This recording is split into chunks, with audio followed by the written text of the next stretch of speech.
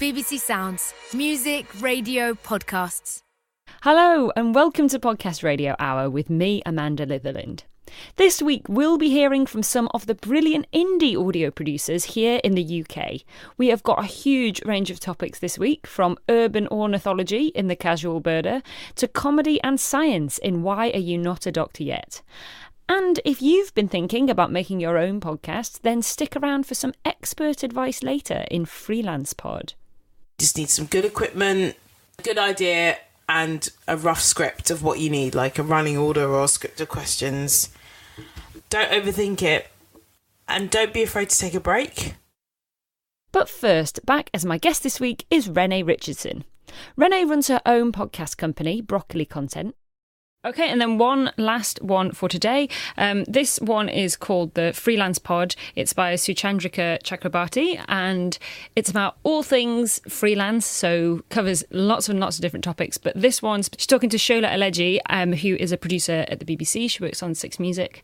Yeah, and it's just talking about podcasts specifically in this instance, because we thought, hey, maybe you're listening because you want to start your own. Yeah. And the advice is pretty good. So we're going to have a listen to Freelance Pod.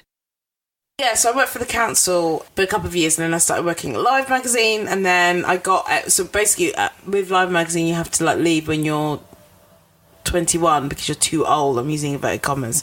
They try to keep it youthful, but not in that kind of anti-ageist way. It's the Logan's Run of magazine. Yeah, exactly. Yeah. So, and then I started working for Sony Music I worked in PR, and then a woman who started a PR company, I worked with her. So I worked in PR, but it just was not for me. But in the background, I was kind of doing radio, community radio quite a bit. I was working at Roundhouse Radio, I was doing Extreme East Radio, I was doing loads of little radio bits. And then, meanwhile, I kind of got a job at a recording studio and in mastering. So I worked there for 8 years, and in that time, I was, doing my show at Roundhouse Radio, which was great. And that was a way for me to have my kind of creative outlet. So when you did your show, were you presenting, and did you enjoy that? I was presenting, and I kind of enjoyed it, but I realised that I preferred to script it but not actually talk. I also did some Best Radio stuff in between that, which was unbelievable. Actually, Best Radio was some of the best days of my What is it, life. Festival? Yeah, so Best had their kind of, makeshift radio stations set up every year. And we had a great team, some of which I'm still in touch with some of the people there. So you'd go to Isle of Wight? Yeah, we went to Isle of Wight, and I love working at Bestall. And then, I was working at Live Magazine. And then, as mentioned, I, started doing podcasts, which led to, basically my job at the BBC, really. But you were quite proactive with the podcast. You went and looked up bloggers. Yeah. You found Emma Gannon. I looked up bloggers and just hustled loads and just started producing, really, going to people's houses. I mean, a piece of advice I'd give anyone is literally just do it. You literally just have to go out and do it.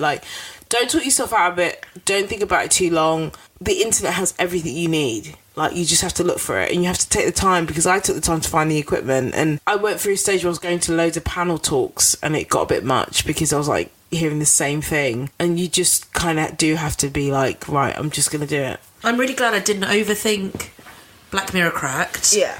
And what I learned from that experience was how people respond to my presenting my voice, because you don't know that until you do it. Yeah.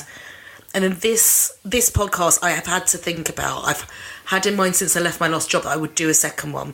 But what it would be over time has gone from being about slow cookers, and it's gone through many permutations, but then this ends up feeling right. There is something about having lived in both the analogue and digital age. If you want to start a podcast, just read up on what you need to do to get started. You just need some good equipment, a good idea, and a rough script of what you need, like a running order or a script of questions.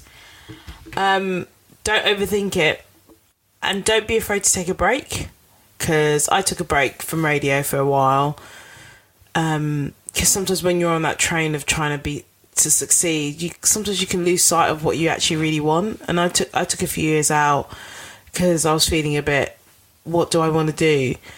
And it wasn't until taking that break I kind of actually I realised that I really wanted it. And sometimes taking a break means you get the clarification that you really, really, really want this. And so that's a really big tip. So don't be afraid to take a break.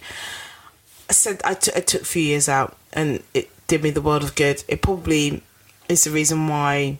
Oh, I wouldn't say I've made it, but I've gotten a foot in the door. And 6 Music is like my all-time favourite station. It's a station I've listened to for, you know, years. When they threatened to close, I still have my letter that I wrote to them saying the reason why they can't close.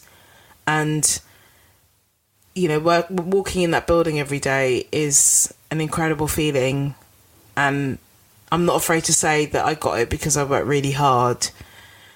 And you do have to work really hard because it's not easy out there. This is so competitive, and yeah, it's so competitive, and people are fighting every day to keep their jobs.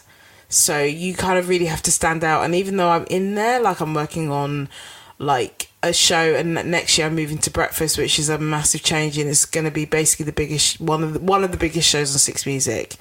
It, you know, it's tough, but you just have to just get on with it and realise, actually, you know, I can do this. And also another tip is that never think that anyone else is better than you. You have to humanise people and realise that everyone is the same and you can be just as good. It's weird because I'm so used to being on the other side where I'm just doing like silent laughs and nods. Yes. And I noticed that you were doing that. Yes. Which is good, by the way. It's good producer. Well, yeah, I'm kind of doing both. Do you think it works? Yeah. Like, do you think it's possible? Silent laughs are great for editing. So, yeah. Silent laughs are great.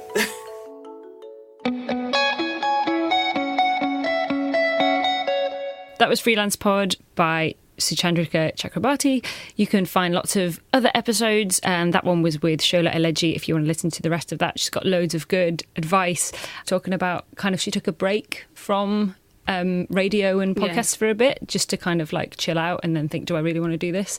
And I think that's a really good advice to people, to be like, it's okay if you feel like you need some time out. Because that's the thing that's kind of going around now, isn't it? Because all the movements that are happening in podcasting, everyone's like, you should do it because you want to do it, not because you're trying to become a millionaire or something. Yeah. And so I think it is good to understand why you're pursuing an industry or why you're doing these things, because podcasting's hard. I also say to anyone doing anything creative, like, it's so important to take time out and kind of just go and live your life, have some experiences, you know, like go to a museum, like read a book, watch telly, just for fun, not because you think, oh, it's research or it's work, because otherwise how are you going to talk about anything relatable if you don't just live life? Exactly. One new hobby is reading more. So that's kind of, because it's nice to do something that because I want to do it, not because I have to, because it's related to anything. So it's just nice to read a book, because I don't work in publishing.